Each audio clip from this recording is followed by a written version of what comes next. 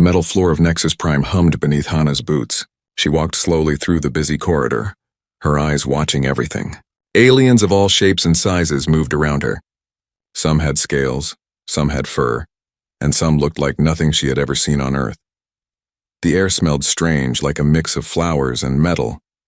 Beside her walked Minho, her partner. He was taller than Hana, with broad shoulders and a calm face. They had worked together for 2 years on this station. Minho kept one hand near his weapon, but his face showed no worry. That was how they both worked. Always ready, but never looking for trouble. A group of blue-skinned aliens stepped aside as Hana and Minho passed. Their large eyes went wide. One of them whispered something to the others. Hana heard the word human in their strange language. She kept walking, pretending not to notice. This happened every day. Humans were new to the galaxy.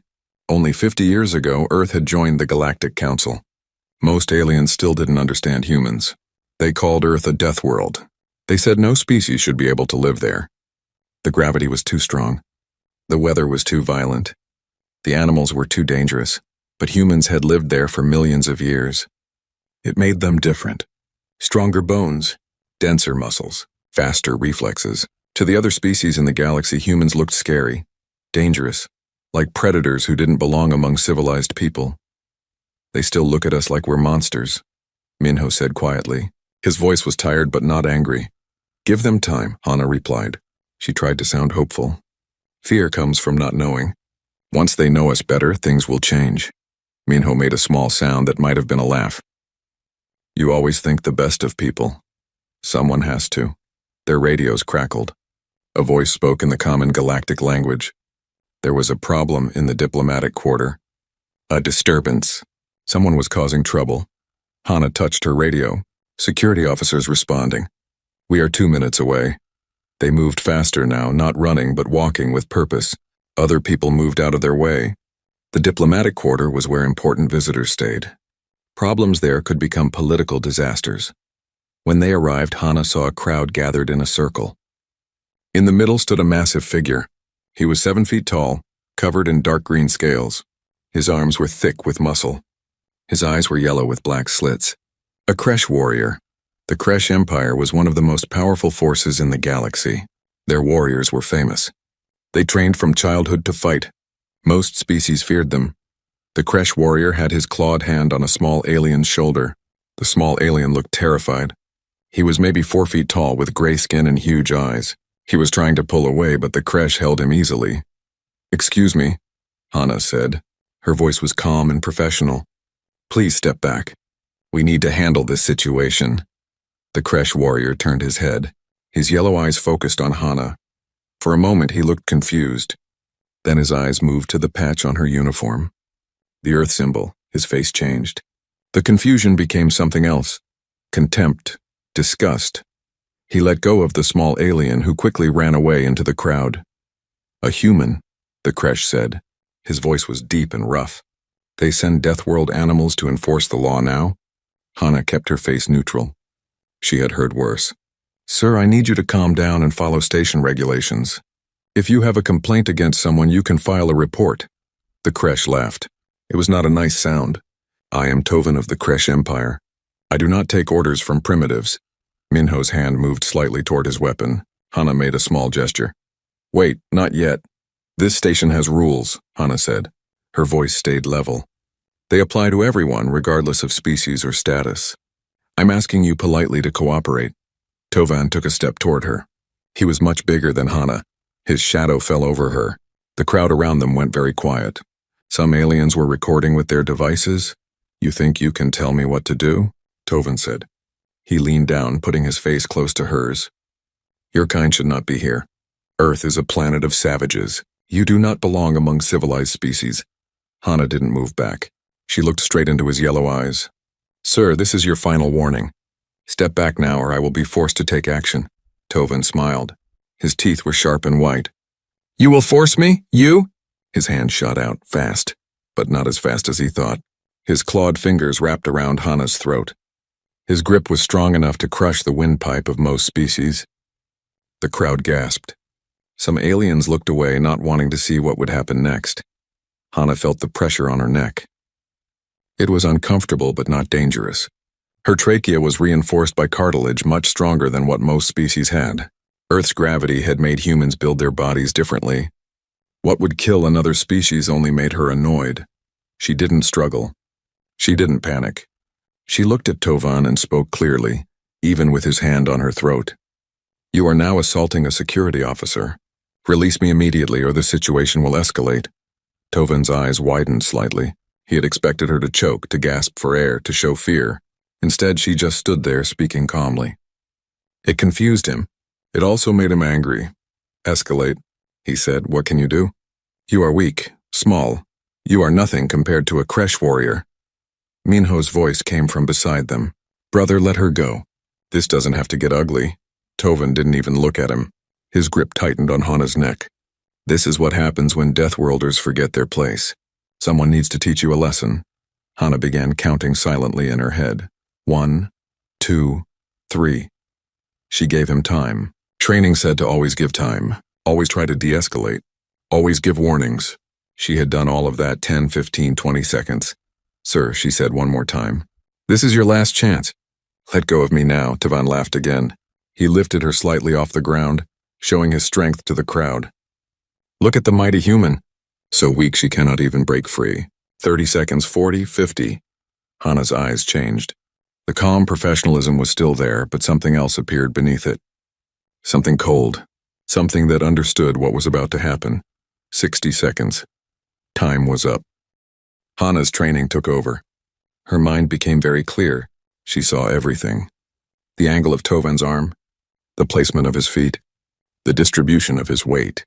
He was strong, yes, but strength without skill was just wasted energy. She moved. Her right hand came up and struck the inside of Tovan's elbow. The joint bent involuntarily. His grip on her throat loosened just a fraction. That was all she needed. Her left hand grabbed his wrist. She twisted her body and dropped her weight. Tovan's arm was pulled into an awkward angle. Physics did the rest. He was big and strong, but he was also off balance. Hana used his own mass against him. She continued the motion, stepping to the side and pulling him forward. The Kresh warrior stumbled. His eyes went wide with shock. How was this small human moving him? He tried to resist, but she was already inside his guard. Her movements were smooth and practiced. Every motion flowed into the next. She swept his leg. He went down on one knee. Before he could recover, she had his arm locked behind his back.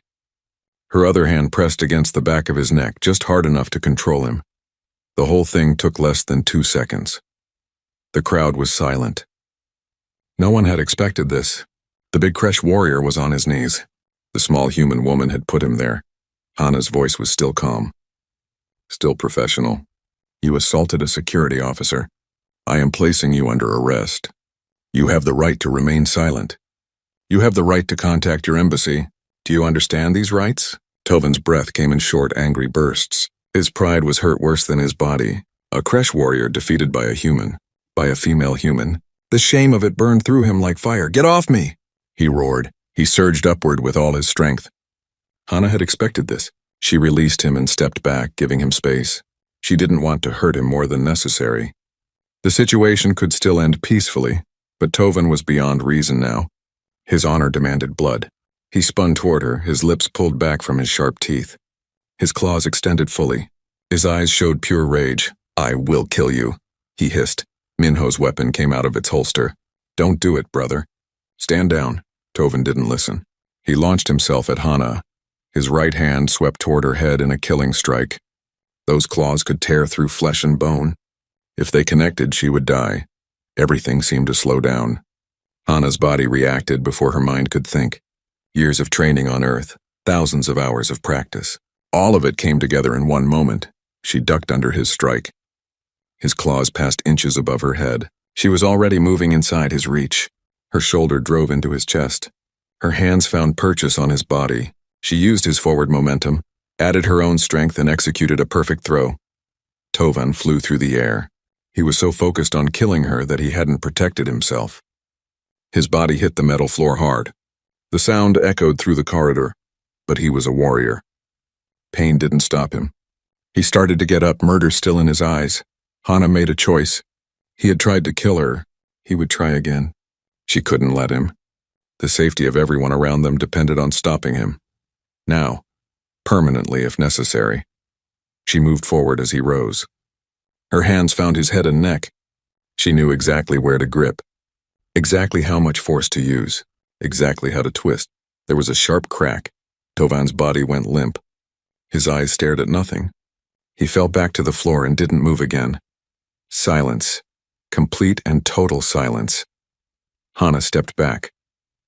She looked down at the body. Her face showed no emotion. Her hands were steady, but inside her heart was pounding. She had just killed someone. It didn't matter that it was justified. It didn't matter that he had tried to kill her first. She had taken a life. She took a deep breath. Then she touched her radio. "This is Security Officer Hana. I need medical assistance and command presence at my location immediately. There has been a fatality." Her voice was steady, professional, like she was reporting a broken door or a lost item. Minho was at her side in an instant. "You okay?" She nodded. "Secure the area. We need to preserve the scene. Make sure everyone stays back." Minho looked at her for a moment longer, his eyes concerned. Then he turned to the crowd. "Everyone move back. This is now a restricted area. If you recorded anything, do not delete it. We will need all evidence." The aliens slowly backed away. They looked at Hana with new eyes. Fear. Yes, there was fear, but also something else. Respect, understanding? It was hard to tell. One alien, a bird-like creature with blue feathers, spoke in a shaking voice. She gave him so many chances. He wouldn't stop. Another alien nodded. "I recorded it all." She warned him multiple times. He attacked her with lethal intent. More voices joined in. The crowd had seen everything. They had heard every warning. They had watched Tovan grab her throat, watched him try to kill her. The evidence was overwhelming. But Hana knew that wouldn't matter. Not really. She was human. He was Kresh. The Kresh Empire was powerful. They had influence. They had allies. This would become political very quickly. The sound of running feet announced the arrival of more security forces. Station command officers appeared, their faces serious. Behind them came medical personnel with equipment. A doctor, a gray-skinned alien with 4 arms, rushed to Tovan's body. She checked for vital signs. After a moment, she looked up and shook her head. "Deceased. Cervical vertebrae fractured. Death was instantaneous. The station commander arrived. His name was Kirill, a tall alien with purple skin and wise eyes. He had been in charge of Nexus Prime for 20 years. He had seen many things, but his face was grave as he approached. "Officer Hana," he said formally, "I need you to surrender your weapon and come with me. This is standard procedure for any fatality involving security personnel." Hana nodded. She carefully removed her weapon and handed it to him. "I understand, Commander. Did he attack you?" Kirill asked. "Yes, sir. After I arrested him for assaulting me, he broke free and attempted to kill me with a lethal strike. I responded with appropriate force to stop the threat." Kirill looked at the crowd. "Did anyone witness this?" Dozens of voices answered. "Yes. I saw it all." She tried to stop him peacefully. He wouldn't listen. The commander's expression didn't change. "We will review all evidence. Officer Hana, you will be placed in protective custody pending investigation. This is for your safety as much as procedure. Protective custody. That meant they expected trouble. The Kresh would want revenge." As they led Hana away, she looked back once at Tovan's body. 5 minutes ago, he had been alive. Arrogant, angry, but alive. Now he was dead, and she had killed him. It was justified. It was necessary. It was legal, but that didn't make it easier. The crowd parted silently as she walked past. Their eyes followed her. The small human who had defeated a Kresh warrior.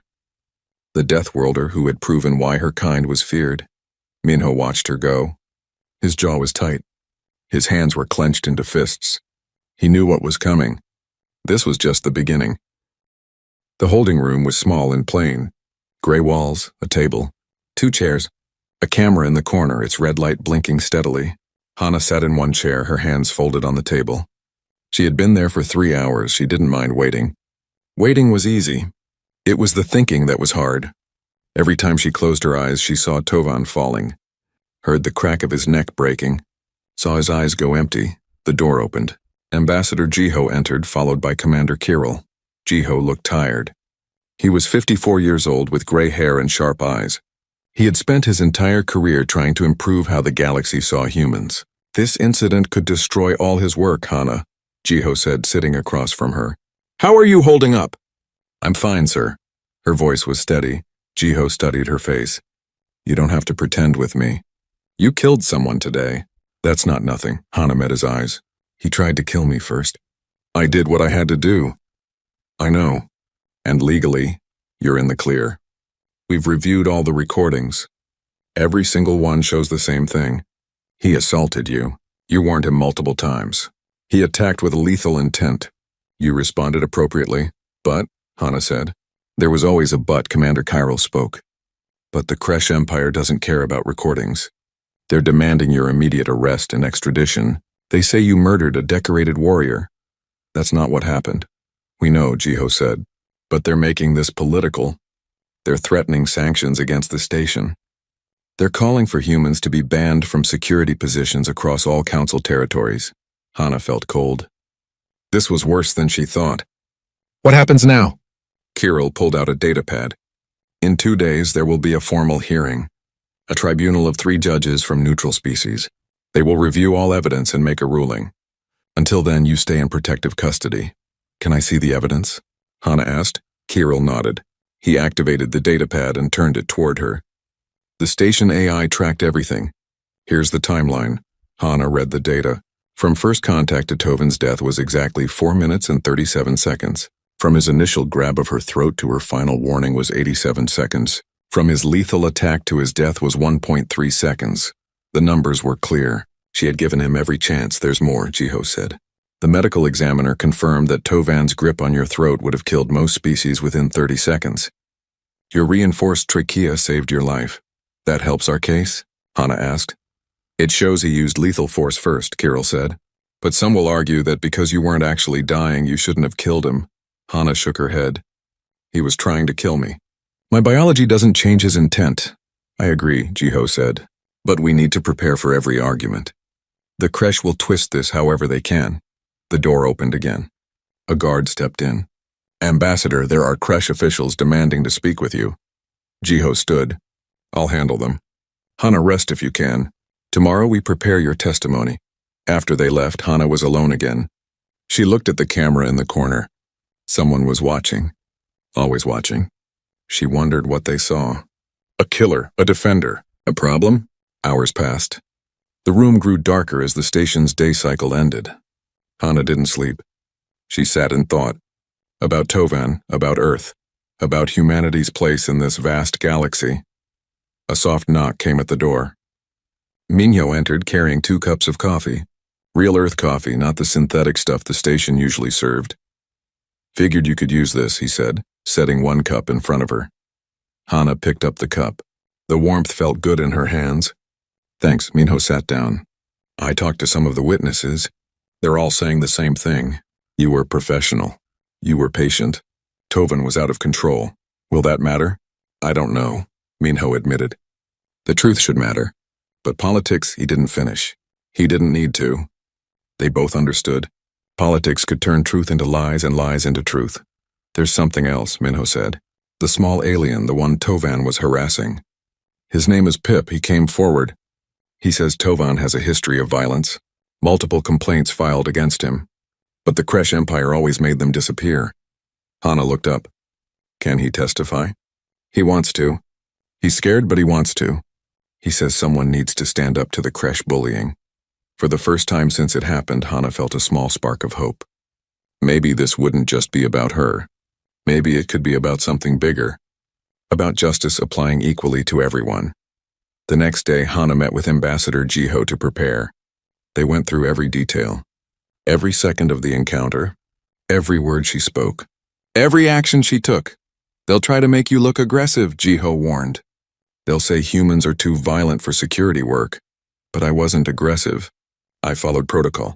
I know. Just stay calm during questioning. Answer truthfully. Don't let them provoke you. Hana almost smiled. You're telling me not to let them provoke me? After what happened? Jiho did smile just a little. Fair point. If anyone knows restraint, it's you. That evening, news of the hearing spread across the galaxy. Every major news service covered it. Some were sympathetic to Hana. They showed the recordings, pointed out her warnings, highlighted Tovan's aggression. Others painted her as a dangerous Deathworlder who should never have been given authority. On Earth, billions watched. Humans everywhere felt the weight of this moment. Hana wasn't just defending herself. She was defending humanity's right to be treated fairly. In the holding room, Hana watched some of the coverage. She saw her own face on screens across the galaxy, heard commentators debate her actions, heard some call her a hero, others call her a murderer. She turned off the screen. Their opinions didn't matter. Only the truth mattered. Only justice mattered. The tribunal would decide. 3 judges from neutral species. Would they see the truth? Would they have the courage to apply the law equally regardless of political pressure? Hana didn't know. She could only wait. On the morning of the hearing, she put on a clean uniform. She looked at herself in the mirror. Same face, same eyes, but something had changed. She had killed someone. That would stay with her forever. A guard came to escort her to the tribunal chamber. As she walked through the corridors, aliens stopped and stared. Some looked angry. Some looked curious. Some looked afraid. The chamber was enormous. Rows of seats filled with observers from dozens of species. Cameras everywhere. This wasn't just a hearing. It was a spectacle, a test, a moment that would shape humanity's future in the stars. Hana walked to her seat. She kept her head up, her back straight. Whatever came next, she would face it with dignity. The 3 judges entered. One was tall and thin with skin like tree bark. One was short and round, covered in soft fur. The third had feathers and a sharp beak. Counselor Vennick, the avian. Hana recognized him from news reports. The tribunal had begun. Counselor Vennick struck a small chime. The sound rang through the chamber. Everyone fell silent. The hearing had officially begun. This tribunal is called to review the events of Station Day 847, involving Security Officer Hana of Earth and Tovan of the Kresh Empire, Vennick announced. His voice was clear and strong. We will hear testimony, review evidence, and render judgment based solely on station law and Galactic Council regulations. The Kresh representative stood. He was older than Tovan had been, with darker scales and calculating eyes. The Kresh Empire demands justice for the murder of our warrior. This human killed him without provocation. It is further proof that Deathworlders cannot be trusted with authority. Ambassador Jiho rose. Officer Hana acted in lawful self-defense after multiple attempts at de-escalation. The evidence will show this clearly. Vennick gestured for both to sit. We will review the evidence now. The lights dimmed. A holographic display appeared in the center of the chamber. It showed the corridor from multiple angles. The crowd appeared. Tovan appeared. Then Hana and Minho arrived. The chamber watched in silence as events played out. Hana's polite request. Tovan's contemptuous response. His hand on her throat. Her warnings. All of it was there, recorded in perfect detail. When it reached the moment of Tovan's death, some observers looked away. But the judges watched everything. Their faces showed no emotion. The display ended. The lights came back up. Vennick looked at Hana. Officer Hana, please stand and approach. Hana stood. She walked to the center of the chamber. Hundreds of eyes watched her. Cameras recorded every movement. She kept her breathing steady. Tell us in your own words what happened, Vennick said. Hana spoke clearly. My partner and I responded to a disturbance call. We found Tovan harassing a civilian. I asked him politely to step back. He refused and made derogatory comments about humans. I maintained professionalism and asked him again to cooperate. She paused, gathering her thoughts. He grabbed my throat with lethal force. I gave him 3 verbal warnings to release me. He refused. I placed him under arrest using appropriate control techniques. He broke free and attacked me with clear intent to kill. I responded with the minimum force necessary to stop the threat. The Kresh representative jumped up. Minimum force? She killed him. Vennick's sharp eyes turned to him. You will have your turn to question. Sit down. The Kresh sat, but his anger was visible. The judge with bark-like skin spoke. Her voice was soft but firm. Officer Hana, why didn't you use a non-lethal weapon? His attack was too fast, Hana explained. From the moment his strike began to contact, I had approximately 0.8 seconds to react. Drawing a weapon would have taken longer. My training taught me to use the fastest, most reliable method to stop a lethal threat. The furry judge leaned forward. Could you have simply dodged his attack? I did dodge the first strike, Hana said. But we were in a crowded corridor. Behind me were civilians. If I had simply avoided him, he might have struck them instead. My duty as a security officer is to protect everyone on this station. Vennick nodded slowly. You were trained on Earth in law enforcement? Yes, sir. 5 years with the Mars Security Force, then 3 years of additional training before accepting this position. And what does your training teach about use of force? We use a force continuum. Verbal commands first, then physical control, then non-lethal weapons. Lethal force is only authorized when facing an immediate threat of death or serious injury to ourselves or others. And you believe Tovan represented such a threat? Hana met his eyes. Sir, he tried to crush my throat. When that failed, he attacked my head with claws that could have killed me instantly. Yes, he was an immediate lethal threat. Now the Kresh representative stood again. May I question the witness? Vennick gestured permission. The Kresh approached Hana. You claim he tried to crush your throat, yet you showed no injury. You weren't even bruised. That's correct, Hana said. So you were never in real danger. The medical examiner determined that Tovan's grip would have killed most species within 30 seconds. My physiology is different due to Earth's higher gravity, but his intent was clearly lethal. The Kresh's voice grew louder. You killed a warrior of the Kresh Empire over a simple disagreement. He assaulted me. Then he tried to kill me.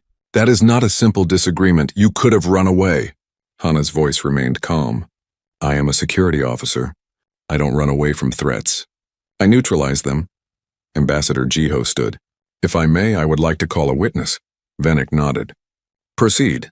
Pip, the small gray alien, entered the chamber. He looked terrified. His large eyes darted around nervously, but he walked to the center and stood straight. State your name and occupation, Vennick said gently. I am Pip. I run a small import business on this station. His voice was quiet but clear. You were present during the incident? Yes, Tovan was harassing me. He wanted money. I didn't owe him. When I refused, he grabbed me and threatened me. That's when the human officers arrived. Jiho stepped forward. Pip, had you encountered Tovan before? Pip nodded. Many times. He bullied people. Took things that weren't his. Hurt those who resisted. I filed complaints, but nothing ever happened. The Kresh Empire protected him. The Kresh representative objected. This is irrelevant. Past behavior has no bearing on this case. The bark-skinned judge shook her head. It shows pattern of behavior. It is relevant. Continue, Pip.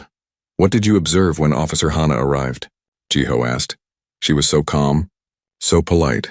She asked him nicely to stop. He insulted her, called her terrible names. She kept trying to talk to him peacefully, but he wouldn't listen. He grabbed her throat. I thought he would kill her. Pip's voice grew stronger. She gave him so many chances, more chances than anyone else would have given. She only fought when she had no other choice. The chamber was silent. Many observers nodded. They had seen the recordings. They knew Pip spoke the truth. After more testimony, the judges retired to deliberate. Hours passed. The chamber remained full. No one wanted to leave. This decision would matter. Finally, the chime rang again. The judges returned. Vennick's face was serious. We have reached a decision, he announced. This tribunal has reviewed all evidence. We have heard testimony from multiple witnesses. We have examined the legal standards that apply to security officers facing threats. He paused. The entire galaxy seemed to hold its breath. Officer Hana acted within the scope of her authority and training. She attempted de-escalation multiple times. She gave clear warnings. She used appropriate force only after facing imminent lethal threat. We find no violation of station law or council regulations. Vennick's eyes swept the chamber. Furthermore, this tribunal wishes to make clear that species origin cannot be a factor in applying justice.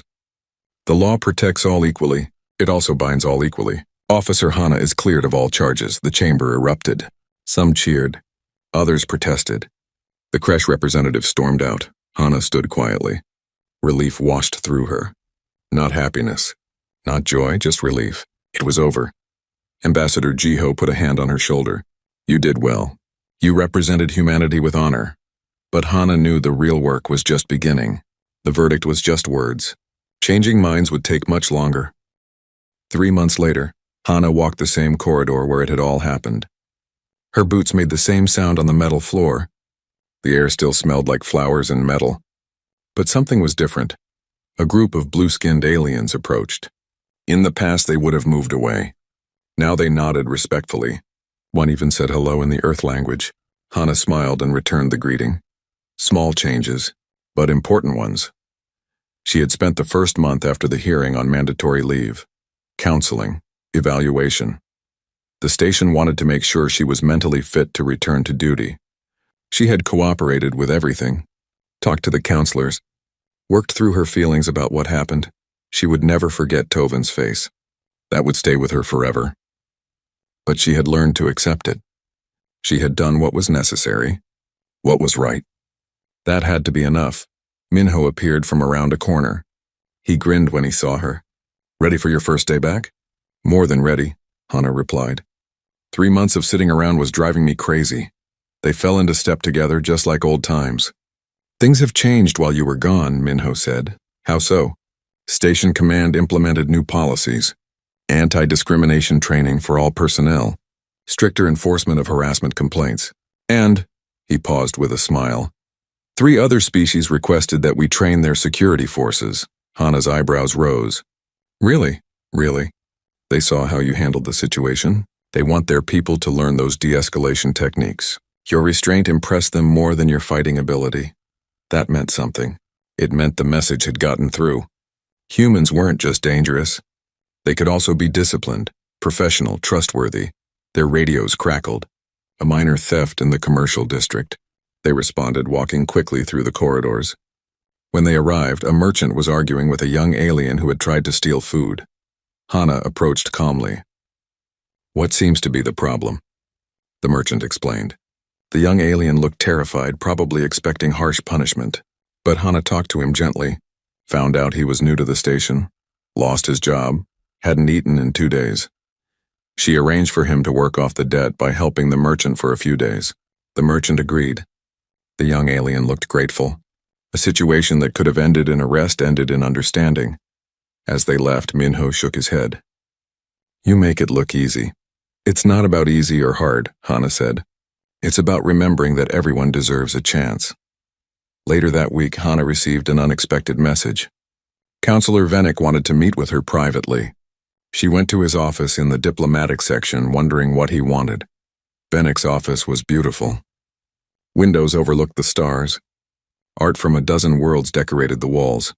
The counselor himself sat behind a simple desk, his feathers neat and glossy. "Officer Hana, thank you for coming." He gestured to a chair. "Please sit." Hana sat, keeping her posture professional. "How can I help you, counselor?" Vennick was quiet for a moment. "I wanted to apologize. Before the incident, I held prejudices against humans. I saw you as dangerous, primitive. I was wrong." Hana blinked in surprise. A galactic counselor apologizing to her? "Your restraint in that situation taught me something important," Vennick continued. "True strength is not just physical power. It is knowing when to use that power and when to hold back. Humans understand this. Many other species do not." Hana didn't know what to say. Finally, she spoke. "Thank you, counselor." "That means a lot." Vennick leaned forward. "The Galactic Council is discussing humanity's role in our civilization. There is resistance, yes. The Kresh are still angry, but many are beginning to see what I see. Humans could be valuable partners if given the chance."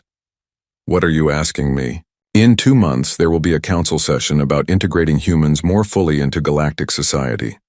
I would like you to speak, to share your perspective, to help others understand your kind." Hana's first instinct was to refuse. She was a security officer, not a diplomat. But then she thought about it. This was bigger than her. This was about humanity's future among the stars. "I'll do it," she said. The next 2 months passed quickly. Hana worked her regular duties, trained new officers, helped Ambassador Jiho prepare her speech for the council. She practiced what she would say, how she would say it. The day came. Hana stood in the great council chamber, looking out at representatives from hundreds of worlds. Billions watched across the galaxy. Her hands were sweaty, but her voice was steady when she began. "Honored counselors, thank you for this opportunity. I am not a politician or a diplomat. I am a security officer. I patrol corridors, respond to emergencies, and try to keep people safe. But today I speak for all humans who want to be part of this galactic community." She took a breath. Yes, humans come from a harsh world. Yes, we are physically strong. Yes, we can be dangerous. But danger is not the same as evil. Every species here has the capacity for violence. What matters is what we choose to do with that capacity. Humans choose restraint. We choose peace when possible. We choose to protect the weak, stand up to bullies, and treat others with dignity. We ask only to be judged as individuals, not as stereotypes. She looked around the chamber. 3 months ago, I killed someone. It was the hardest thing I've ever done. But I gave him every chance.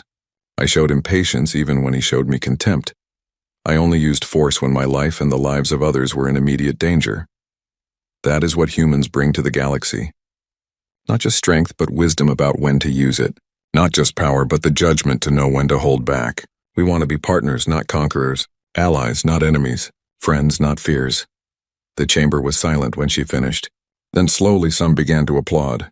Not everyone. The creche representatives sat stone-faced. But many others stood and showed their approval. Ambassador Jiho met her as she left the podium. Tears shone in his eyes.